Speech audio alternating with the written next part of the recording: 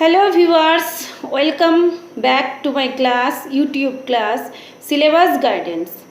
In previous class हमने metal और metallurgy के बारे में पढ़ा है, उसके बारे में जाना है बहुत कुछ। अब मेटल के बारे में उसकी जो प्रॉपर्टीज़ है उसके बारे में हमने बहुत कुछ पढ़ा। जो एक्टिव सीरीज़ है मेटल की उसके बारे में भी हमने बहुत कुछ जाना।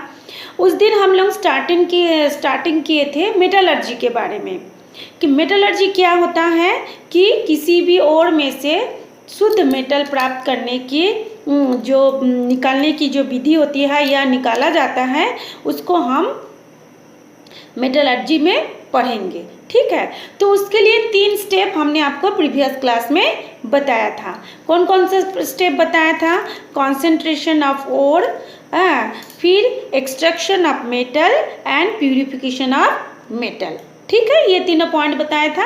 अब हम इसी तीनों पॉइंट पे उसका डील करेंगे, उसके बारे में डिटेल्स में बताएंगे। ठीक है, तो first step is concentration of ore, माने अयस्क का सांद्रण। अब ये सांद्रण क्या होता है? हम जानते हैं अयस्क जो होता है उसको खनन करके निकाला जाता है, उसमें बहुत से पदार्थ मिल करके यौगिक का निर्माण करते हैं। उसमें धूल, मिट्टी, रेत, कंकड़, पत्थर, कई अशुद्धियाँ उसमें पाए जाते हैं। तो उन अशुद्धियों को दूर करने की सबसे पहली विधि है अयस्कों का सांद्रण। ठीक है, ऐसे भी हम लोग सांद्रण का कॉन्सेंट्रेशन का मतलब क्या करते हैं? उसकी मात्रा को बढ़ाना। किसकी मात्रा को? जिसको हम निकाल रहे हैं। किसको निकाल रहे हैं? अयस्क में से धातु को निकाल रहे हैं, है ना। तो जब धीरे धीरे अशुद्धियाँ निकलते जाएंगी तो धातु मिलते जाएगा हमको, इसलिए इसका नाम रखा गया है अयस्कों का सांद्रण। तो उसके लिए तो अयस्क में जो धूल, मिट्टी, रेत, पत्थर, कंकड़, अशुद्धियाँ पाई जाती हैं उसको हम बोलते हैं गैंग, है ना, या अधात्री बोलते हैं, गैंग बोलते हैं उसको हम लोग, है ना। तो अयस्क से धातु प्राप्त करने के लिए सबसे पहले इन अशुद्धियों को दूर करना आवश्यक है। तो उसके लिए हमारे 3 विधि है ना। 3 विधि से हम अशुद्धियों को दूर कर सकते हैं। अब सवाल आता है 3 विधि क्यों? क्योंकि हम इसके पहले क्लास में पढ़ चुके हैं कि ऑक्साइड जो अयस्क जो होता है वो 3 प्रकार के अयस्क होते हैं। एक तो ऑक्साइड अयस्क होता है, एक कार्बोनेट अयस्क होता है, एक सल्फाइड अयस्क होता है और एक सल्फेट अयस्क होता है। तो एक ही विधि से इतने प्रकार के अयस्कों को सांद्रण करना संभव नहीं है। इसलिए इस जो सांद्रण करने की जो विधि है, जो 3 भाग है, 3 प्रोसेस से जब हम उसको सेपरेट करेंगे तो वो अलग अलग अयस्क के लिए या अलग अलग ऑक्साइड के लिए या अलग अलग प्रकार के अयस्क के लिए अलग अलग होता है। तो ये जो फर्स्ट पॉइंट है ग्रेविटी सेपरेशन मेथड, यानी गुरुत्व पृथक्करण विधि, वो किसके लिए होगा? वो देखिए हमने बताया है जो कार्बोनेट अयस्क होगा और जो ऑक्साइड अयस्क होगा। कार्बोनेट अयस्क मतलब किसी भी धातु में, जैसे कार्बोनेट किस में हो गया? कैल्शियम कार्बोनेट या लाइमस्टोन या हेमेटाइट Fe2O3 या मैग्नेटाइट Fe3O4 या जो एल्यूमिना होता है जिसको हम बॉक्साइड बोलते हैं, अयस्क का नाम हो गया बॉक्साइड जिसका सूत्र होगा Al2O3। इन सभी में देखिए क्या है? ऑक्सीजन है, यानी ये कौन सा ऑक्साइड है? कौन सा अयस्क है? ऑक्साइड अयस्क है। और जो कैल्शियम कार्बोनेट है जिसको हम लाइमस्टोन बोलते हैं उसमें कौन सा अयस्क है? उसमें कार्बोनेट अयस्क है। तो ये कार्बोनेट अयस्क और ऑक्साइड अयस्क को अशुद्धियों को यानी गैंग को अलग करने के लिए गुरुत्व पृथक्करण विधि का प्रयोग करते हैं। आगे और भी 2 प्रयोग हम बताएंगे, 2 विधि बताएंगे, तो उसको भी उसके साथ साथ बताएंगे कि कौन सा अयस्क का उस विधि में उपयोग किया जाता है। ठीक है, तो सबसे पहले जो होता है गुरुत्वाकर्षण विधि, इसमें क्या करते हैं कि अयस्कों को सांद्रण के लिए इस विधि में क्या, पहले अयस्कों को बारीक पाउडर बनाया जाता है, चूर्ण पीस करके उसका चूर्ण बनाते हैं। उसके बाद उसको क्या करते हैं कि उसके ऊपर से देखिए आपका ड्राइंग में दिया हुआ है पानी की धार उसमें प्रवाहित करते हैं, है ना। जब हम पानी की धार प्रवाहित करते हैं तो भारी कण जो होगा वो उस टैंकी के, पहले तो अयस्क को हम पीस करके एक टैंकी में लेंगे, फिर उसमें पानी की धार प्रवाहित करेंगे। तो पानी की धार प्रवाहित करने से क्या होगा, जो धूल कण है वो पानी में घुल जाएगा और जो भारी भारी कण है वो क्या होगा, तली में बैठ जाएगा, अशुद्धियाँ ऊपर में तैरने लगती है। ठीक है, तो जिन्हें हम लोग फिर ऊपर की अशुद्धियों को, पानी को हम लोग अलग कर लेते हैं और नीचे जो है उसको, जो भारी कण है उसको हम लोग अलग कर लेते हैं। तो कार्बोनेट और जो ऑक्साइड अयस्कों के सांद्रण के लिए इस विधि का प्रयोग हम लोग करते हैं। हेमाटाइट के अयस्कों का सांद्रण भी इसी विधि में किया जाता है। ठीक, समझ गए। और देखिए उसके बाद देखिए हमने जिंक कार्बोनेट का एक अयस्क बताया था, कैल्शियम लाइमस्टोन, जिसको कैल्शियम कार्बोनेट बोलते हैं, और एक तो है जिंक कार्बोनेट ZnCO3, है ना। ठीक, अब हम लोग नेक्स्ट जो विधि है उस पे जाते हैं, वो है मैग्नेटिक सेपरेशन विधि। मैग्नेटिक सेपरेशन विधि में देखिए, तो मैग्नेट क्या करता है, लोहा को खींचता है ना। तो इस विधि में हम लोग क्या करते हैं, जो अयस्क है, इस विधि में अयस्क को भी फिर से बारीक पीसते हैं और उसको पीस करके चुंबक पर चलने वाले रबर बेल्ट, एक चुंबक है उसके ऊपर चलने वाले रबर बेल्ट, या जिसको हम लोग कन्वेयर बेल्ट भी कहते हैं, उस पर डालते हैं। तो उस पर डालने से क्या होगा, चुंबक जो होगा लोहे के कण को अपनी ओर खींच के रखेगा और जो अशुद्धियाँ है उसको तो वो खींचेगा नहीं। तो देखिए हम लोग एक चित्र में दिखाया गया है, एक दो गोल गोल, देखिए ये चुंबक है दो और उसके ऊपर एक बेल्ट लगाया गया है, और ऊपर से देखिए हम लोग एक डाल रहे हैं, यहाँ से देखिए ऊपर से, हाँ यहाँ से हम लोग उसको डाल रहे हैं बारीक चूर्ण को, फिर उसमें से जाने देते हैं और बेल्ट ऐसे ऐसे ऐसे ऐसे गोल गोल घूम रहा है। तो उसमें क्या होगा, देखिए ये जो बेल्ट है,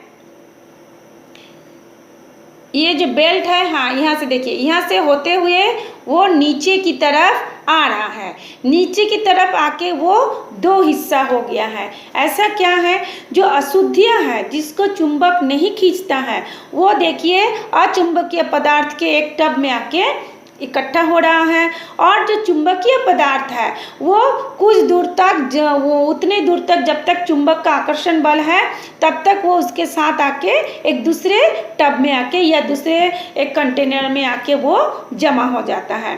तो इसमें देखिए दो अलग अलग है, चुंबकीय पदार्थ और एक हो गया अचुंबकीय पदार्थ, दोनों टब में। तो हमने क्या किया, बारीक पीसने के बाद उसको ऊपर से, जैसे हम लोग गेहूँ पिसवाते हैं, धान कुटवाते हैं, तो एक वो होता है ना, कंटेनर होता है जिसमें हम लोग डालते हैं, फिर वो एक बेल्ट के सहारे घूमते हुए पीसते हैं, ये भी ऐसे ही हो गया। तो इसमें अशुद्धियाँ और चुंबकीय पदार्थ जो होगा दोनों अलग हो गया। ठीक है, तो इस प्रकार के जो विधि में किसके उपयोग करते हैं, जो लोहे वाला चीज़ या फिर जो टीन होता है SnO2, है ना, स्टेनस ऑक्साइड जो होता है, स्टेनस ऑक्साइड, इसको हम लोग उसमें से फिर उपस्थित जो चुंबकीय अशुद्धियों को पृथक करने के लिए इस विधि का उपयोग हम लोग करते हैं। ठीक है, और नेक्स्ट होता है झाग प्लावन विधि, यानी फोर्थ फ्लोटेशन प्रोसेस, ये आपको हम बता रहे हैं। हाँ, फोर्थ फ्लोटेशन प्रोसेस में देखिए राइट साइड में हम लोग चित्र 5 में उसका दिखाए हैं, है ना, चित्र 5 में देखिए उसको दिखाए हैं। इसमें कौन से ऑक्साइड को करते हैं, इसमें जो सल्फाइड अयस्क होता है, ठीक है, जो सल्फाइड अयस्क होता है उस अयस्क को हम लोग ये जो गुरुत्व पृथक्करण विधि या चुंबकीय पृथक्करण विधि से अलग नहीं कर सकते। किसको अलग नहीं कर सकते, उसकी गैंग को, यानी अशुद्धियों को। तो जो सल्फाइड अयस्क होता है उसके लिए हम लोग इस झाग उत्प्लावन विधि का प्रयोग करते हैं। ठीक है, अच्छा, ये जो पढ़ाई है वो 10th में भी है और 12th में भी है, इसलिए 10th और 12th दोनों बच्चे इसको ध्यान से देखेंगे। ठीक। अब इसमें क्या होता है, इस विधि में इसको भी फिर पहले जैसा बारीक पीसेंगे, है ना, सल्फाइड अयस्क को। वो बारीक पीसने के बाद इसमें क्या करेंगे, इस बारीक पीसे हुए जो सल्फाइड अयस्क को एक तेल, कौन सा तेल, पाइन तेल, है ना, कौन सा तेल, पाइन तेल, पाइन तेल और जल मिला करके उसमें क्या करेंगे, पाइन तेल और जल मिला करके उसमें हवा भेजेंगे, मतलब वायु प्रवाहित करेंगे। ठीक है। जब उसमें एक वायु प्रवाहित करते हैं तो उसमें क्या होता है, झाग बनता है। जैसे हम लोग बाल्टी में पानी लेके सर्फ घोलते हैं तो झाग बनता है, वो भी जैसे उसमें वायु प्रवाहित करते हैं तेजी से वो घूमता है और एक झाग उत्पन्न करता है। तो सल्फाइड अयस्क के कणों पर तेल की एक परत बन जाती है, जिसके कारण हवा की बुलबुले उसमें क्या होता है, पेस्ट हो जाता है, चिपक जाता है। इस प्रकार वो कण जो हल्के होकर झाग के साथ ऊपर आते हैं, जबकि मिट्टी, कंकड़, पत्थर जैसे अशुद्धियाँ तली में बैठ जाते हैं। यानी तेल और पाइन तेल और पानी मिला करके जब वायु प्रवाहित करते हैं तो धातु जो है झाग के साथ ऊपर आ जाता है, तेल के साथ चिपक जाता है। ठीक है। देखिए इसका चित्र कैसे है, थोड़ा सा चित्र देखिए। देखिए इसमें देखिए वायु प्रवाहित कर रहे हैं, एक बॉक्स के अंदर देखिए बुलबुले हैं वो, फिर देखिए घिसा हुआ पिसा हुआ या घिसा हुआ जो भी बोलो अयस्क है, और जो अशुद्धियाँ हैं देखिए अशुद्धियाँ नीचे में तली में बैठ गए हैं। देखिए ये अशुद्धियाँ है ना, ये ताली में बैठ गए हैं, और ये जो ऊपर में ये जो सफ़ेद सफ़ेद दिख रहा है वो झाग है, उस झाग को हम लोग अलग कर लेते हैं क्योंकि वो तेल के ऊपर रहता है ना। तो ये तीन विधि, तो हमने क्या सीखा कि जो सबसे पहले अयस्क में से धातु को निकालने के लिए उसका सांद्रण करते हैं। सांद्रण की तीन विधि होती हैं। गुरुत्व पृथक्करण विधि, जिसमें हमारा सिर्फ कार्बोनेट और जो ऑक्साइड अयस्क होता है उसी को अलग किया जाता है। चुंबकीय पृथक्करण विधि, इस विधि में भी वही पहले जैसा है, इसमें चुंबकीय पदार्थ होने, कोई भी चुंबकीय पदार्थ यदि उसमें उपस्थित हो तो उसको भी हम आसानी से अलग कर सकते हैं, टीन को अलग कर सकते हैं, टीन अयस्क को। और जो सल्फाइड अयस्क होगा उसको केवल हम लोग झाग उत्प्लावन विधि से ही पृथक कर सकते हैं। ठीक है। अब देखिए, अच्छा एक चीज़ मैं और बता दूं, जो धातु निष्कर्षण होगा, हमने उस दिन बताया था अधिक क्रियाशील धातु होती है, कम क्रियाशील धातु होती है, मध्यम क्रियाशील धातु होती है। जो अधिक क्रियाशील धातु था वो एक्टिव सीरीज में सबसे ऊपर था, जैसे कि मान लीजिए क्या है, लिथियम, सोडियम, है ना, और ये सब जो है लिथियम, सोडियम, कैल्शियम, ये सब पोटेशियम, है ना, जो अधिक क्रियाशील धातुएं हैं उन यौगिक को प्राप्त करने के लिए क्या करते हैं, उसमें से प्राप्त करना मतलब उसमें से धातु निकलना बहुत कठिन होता है। फिर उस समय हम क्या करते हैं, विद्युत धारा का प्रयोग करके, है ना, विद्युत धारा कैसे प्रयोग करेंगे, उस धातु लवण को ले लेंगे या अयस्क को ले लेंगे, लेने के बाद उसको थोड़ा सा पिघलाएंगे, उसको गलित अवस्था में उसमें से विद्युत धारा प्रवाहित करेंगे। जब विद्युत धारा प्रवाहित होगा तो जैसे कि मान लीजिए सोडियम क्लोराइड, है ना, जो खाने का नमक है, उसमें से आपको सोडियम को अलग करना है। तो कैसे अलग करेंगे, सोडियम को गलित अवस्था लेंगे, उसमें से विद्युत प्रवाहित करेंगे। जब उसमें से विद्युत प्रवाहित करेंगे तो जो सोडियम धनायन होगा वो ऋणायन से अलग होकर किस पर जमा होगा, धनायन जाके कैथोड पर जमा हो जाएगा, और इसी प्रकार हम कैथोड को निकाल करके उस सोडियम को अलग कर सकते हैं, धातु शुद्ध धातु हम लोग प्राप्त कर सकते हैं। इस विधि को कहते हैं, जो विद्युत धारा प्रवाहित करके जो अलग करने की विधि, इस विधि को कहते हैं इलेक्ट्रोलाइसिस, क्योंकि इसमें इलेक्ट्रिक का उपयोग हो रहा है इसलिए इसको बोलते हैं इलेक्ट्रोलाइसिस। और जो एल्युमिनियम होता है ना, बॉक्सर से जो एल्युमिनियम मिलेगा उसको भी इस शुद्धिकरण के लिए इस विधि का उपयोग करते हैं। ठीक है। और जो मध्यम क्रियाशील धातु होते हैं उनकी ऑक्साइड, सल्फाइड या कार्बोनेट, मध्यम क्रियाशील धातु को भी हम लोग किसका अलग करते हैं, रासायनिक अपचयन विधि द्वारा। अब ये रासायनिक अपचयन विधि क्या है, इसको भी हम आपको बताएंगे, मतलब मैं इसको क्या करते हैं हल्का सा मैं बता दे रही हूँ। जैसे अधिक क्रियाशील धातुओं को, धातु जो होता है कम क्रियाशील धातुओं को उसको लवण से अलग कर देता है, इसको बोलते हैं, हमने हमने इसको पिछले पार्ट में पढ़ाया था, आगे भी इसके आगे भी पढ़ाएंगे। तो अधिक क्रियाशील धातु जो होता है कम क्रियाशील धातुओं को उसकी यौगिक से या उसकी लवण से अलग कर देते हैं, इसको बोलते हैं रासायनिक अपचयन विधि या केमिकल रिडक्शन मेथड। ठीक है। तो इस और जो कम क्रियाशील धातु होते हैं, मतलब कुछ कम या निम्न सक्रिय धातु जैसे कि मरकरी, पारा, उसको हम लोग कैसे करेंगे, तो उसके ऑक्साइड या सल्फाइड को सिर्फ गर्म करके यानी हीट करके ही हम लोग अलग कर सकते हैं। ठीक, इतना हो गया। अब हम लोग देखिए उसके बाद हम लोग देखते हैं धातुओं के सल्फाइड या कार्बोनेट अयस्कों का ऑक्साइड में परिवर्तन। अब हम लोग क्या है, अयस्कों को सांद्रण तो कर दिए, चाहे जैसे भी अयस्क होगा उसको हम लोग विधि प्रयोग करके उसको सांद्रण करेंगे।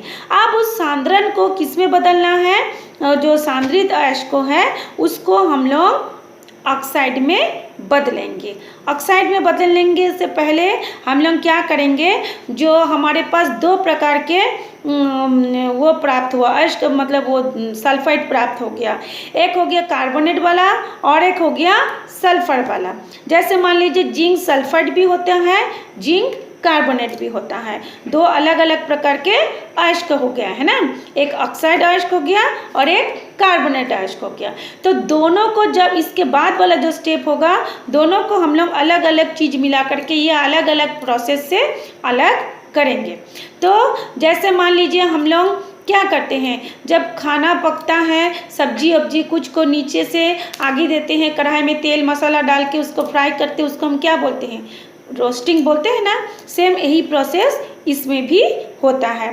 तो क्या करेंगे, जो सांद्रित सल्फाइड अयस्क को जब हम लोग वायु या ऑक्सीजन की उपस्थिति में गर्म करेंगे, कितना गर्म करेंगे कि इतना गर्म कि वो गर्म हो जाए परंतु वो पिघले नहीं, है ना। तो ऑक्सीजन की उपस्थिति में उसकी गलनांक से कम ताप पर गर्म करते हैं। तो ये जो करने से वो जो सल्फाइड अयस्क जो जुड़ा हुआ है अयस्क में, धातु में, वो ऑक्साइड में बदल जाता है। तो जो जिंक सल्फाइड होगा उसको यदि हम ऑक्सीजन की उपस्थिति में क्रिया करें, गर्म करेंगे तो जिंक ऑक्साइड होगा, और ये जो सल्फर है वो गैस बन करके वायुमंडल में निकल जाता है। और यदि सल्फर की जगह में कार्बोनेट अयस्क है तब हम लोग क्या करेंगे, जिंक कार्बोनेट को क्या करेंगे, उसको भी वायु की अनुपस्थिति में, वायु उसमें नहीं रहेगा तो उसको हम क्या करेंगे, वायु की अनुपस्थिति में गलनांक से कम ताप पर गर्म करते हैं। इस प्रक्रिया को हम कहते हैं निस्थापन। तो हमने दो चीज़ पढ़ा, एक पढ़ा रोस्टिंग यानी भर्जन, जो कि सल्फाइड अयस्क को वायु की उपस्थिति में गर्म करते हैं, और एक होता है कैल्सिनेशन, जो कि कार्बोनेट अयस्क को वायु की अनुपस्थिति में गर्म करते हैं, तो उसमें भी जिंक ऑक्साइड प्राप्त होता है। दोनों ही स्थिति में जिंक ऑक्साइड प्राप्त होती है, लेकिन अंतर क्या है, एक हो गया सल्फाइड अयस्क और एक हो गया कार्बोनेट अयस्क, एक हो गया जिंक सल्फाइड, एक हो गया जिंक कार्बोनेट। क्योंकि उन दोनों का अयस्क अलग अलग है इसलिए हमको दो अलग अलग विधि से ऑक्साइड हमको मिलना है। दोनों ही स्थिति में जिंक ऑक्साइड मिलेगा, लेकिन अयस्क अलग होने के कारण उसका प्रोसेस अलग हो जाता है। ठीक है। अब हम पढ़ेंगे धातुओं के ऑक्साइड का धातुओं में अपचयन, है ना। अब हमको ऑक्साइड मिल गया, अब हमको क्या निकलना है, धातु प्राप्त करना है। उसकी अशुद्धियाँ निकल गई, वो ऑक्साइड बन गया, उसका रोस्टिंग हो गया, उसका कैल्सिनेशन हो गया। अब हम उसको अपचयन करेंगे, अपचयन करने से क्या होगा, हमको मेटल प्राप्त हो जाएगा। ठीक है। तो मेटल प्राप्त करने के लिए जो इस स्टेप के बाद हम क्या करेंगे, धातुओं के जो ऑक्साइड हमको मिल गया जिंक ऑक्साइड, उसको हम लोग अपचयन करेंगे। ठीक है। तो अपचयन करने के भी दो विधियां हैं। तो धातु ऑक्साइड का अपचयन जो होता है वो उसमें से कुछ पदार्थ मिलाते हैं जिसको बोलते हैं गालक। गालक के साथ मिला करके गर्म किया जाता है, तब धातु क्या होता है, पिघली हुई अवस्था यानी द्रव अवस्था में प्राप्त होते हैं। इस द्रव अवस्था में जो प्राप्त धातु उसको बोलते हैं प्रगलन या स्मेल्टिंग। देखिए ये प्रगलन या स्मेल्टिंग। किसको बोलते हैं स्मेल्टिंग? जो धातु ऑक्साइड को जब हम गर्म करेंगे या अपचयन करेंगे तो वो पिघली हुई धातु मिलता है, उसको हम बोलते हैं प्रगलन। तो गालक जो है सरलता से ना पिघलने वाली अशुद्धियों को हटाने में सहायता करता है। ठीक है। फिर ये जो प्रगलन होता है स्मेल्टिंग, ये फिर दो प्रकार की होती है। एक होता है कार्बन रिडक्शन मेथड और एक होता है केमिकल रिएक्शन मेथड। जो अभी हमने बताए थे ना कि रासायनिक अपचयन विधि से भी उसको अलग कर सकते हैं, तो उसके बारे में अभी हम लोग बताएंगे। तो सबसे पहले बताते हैं कार्बन रिडक्शन मेथड। तो ये जो पहले जो वर्जित या निस्थापित अयस्क जो रोस्टिंग या कैल्सिनेशन जो अयस्क था, उसको हम लोग कोक के साथ किसमें, ब्लास्ट फर्नेस यानी बत्तिया भट्टी में अधिक उच्च, बत्तिया भट्टी क्या होता है, ऐसा एक भट्टी बनाया जाता है जो अधिक ताप को सहन कर सके। ठीक है। तो बत्ता भट्टी में अति उच्च ताप, कितना ताप, 700 से 1800 सेंटीग्रेड तक हम लोग उसको गर्म करते हैं। तो गर्म करने से जिंक ऑक्साइड में जो ऑक्सीजन है वो कार्बन के साथ मिल करके कार्बन मोनोऑक्साइड बना लेता है, और जिंक जो है क्योंकि बहुत हीट रहता है तो जिंक हमको पिघली हुई अवस्था में मिलेगा, और इसी पिघली हुई अवस्था को हम स्मेल्टिंग कहेंगे। ठीक, ये हो गया one process carbon reduction method. और next process is chemical reactions method. इसमें क्या करते हैं, केमिकल रिएक्शन में क्या करते हैं कि किसी के साथ उसकी रिएक्शन करवाते हैं। केमिकल रिएक्शन से इसका नाम ही पता चल रहा है। केमिकल मतलब क्या है, कोई भी रसायन। रिएक्शन मतलब क्या है, उसके साथ क्रिया होगी, नाम से पता चल रहा है ना। ठीक, तो आप सवाल होता है किसको मिला है ना, किसके साथ किसको मिला के हम केमिकल रिएक्शन करें। तो हमको इसके लिए वही एक्टिव सीरीज यानी जो सक्रियता श्रेणी वाला जो धातु का एक लिस्ट हमने आपको दिखाए थे उसको देखना पड़ेगा। तो जो ऊपर स्थित धातु होती है वो अपने नीचे स्थित धातुओं के लवण में से मतलब लवण के विलयन में से विस्थापित कर देते हैं। इस सिद्धांत का उपयोग कर हम लोग क्या करते हैं, विस्थापन विधि द्वारा धातुओं को हम लोग अलग कर सकते हैं। इससे जैसे मान लीजिए कॉपर सल्फेट है ना, तो कॉपर सल्फेट में क्या मिलाएंगे, फेरस मिलाएंगे। तो फेरस क्या करता है, कॉपर क्योंकि वो अधिक क्रियाशील होती है तो कॉपर सल्फेट में से कॉपर को हटा देता है और उस जगह पे खुद आके जुड़ जाता है। इसी तरह से मान लीजिए कॉपर सल्फेट में यदि हम जिंक मिलाते हैं तो जिंक भी क्रियाशील अधिक होने के कारण कॉपर सल्फेट में से सल्फेट को हटा देता है, मतलब कॉपर को हटा देता है और सल्फेट के साथ खुद आके जुड़ जाता है। ठीक है। तो इस सिद्धांत का उपयोग कर हम विस्थापन विधि द्वारा धातुओं को पृथक करते हैं। इसमें विस्थापन किसको कर रहे हैं, धातु को विस्थापन कर रहे हैं। ठीक है। तो आज हम इतना ही तक पढ़ रहे हैं। यदि हम आपको अभी धातुओं का शोधन बताते तो बहुत लंबा वीडियो हो जाता, आप लोग थोड़ा सा उस बोर हो जाते हैं ना, क्या मैडम बड़बड़ बड़बड़ बड़बड़ कर रहे हैं। तो अभी हम आपको जितना भी बताए हैं उसको आप माइंड में बैठाइए कि किसके साथ क्या है। इसमें देखिए रटने की कोई बात नहीं। आप यदि इस स्टेप को सीख लेंगे, समझ जाएंगे, तो उसके बाद हम आपको और भी जो धातु का निष्कर्षण के बारे में जब पढ़ाएंगे तो हमको आपको पढ़ाने की ज़रूरत नहीं है, आप खुद ही हमको समझा सकते हैं। तो आपसे बार बार मेरा रिक्वेस्ट है, मैंने आपको जितने भी बताया है उसको आप लोग बार बार इसको वीडियो को खोल करके समझें, ताकि नेक्स्ट जो पढ़ाई है उसको आप खुद मेरे को पढ़ा सके, मुझे आपको समझाने की ज़रूरत ना पड़े। तो कल हम पढ़ेंगे प्यूरिफिकेशन ऑफ मेटल। जैसे हमको तो अभी मेटल प्राप्त हो गया, उसमें मान लीजिए 97 से 98% तक शुद्ध मेटल हमको मिला, लेकिन 3% या 2% उसमें अशुद्धियाँ अभी भी प्रेजेंट है। तो उन अशुद्धियों को पूरी तरह से निकाल के हमको शुद्ध धातु प्राप्त करने के लिए कल हम उसकी विधि को पढ़ेंगे। ठीक है। तो आप लोग इसको पढ़िए, समझिए और मेरे इस क्लास को लाइक कीजिए, शेयर कीजिए और दूसरों को भी इसका लाभ उठाइए शेयर करके, और आप भी बार बार इसको पढ़ते रहिए और इस चैनल को सब्सक्राइब जरूर करिए ताकि ऐसे ही वीडियो आपको मिल सके। और यदि किसी टॉपिक पे आपको कोई दिक्कत है आप मुझे कमेंट्स करके भी पूछ सकते हैं। Thank you. কোন বাটনটা মাঝখানে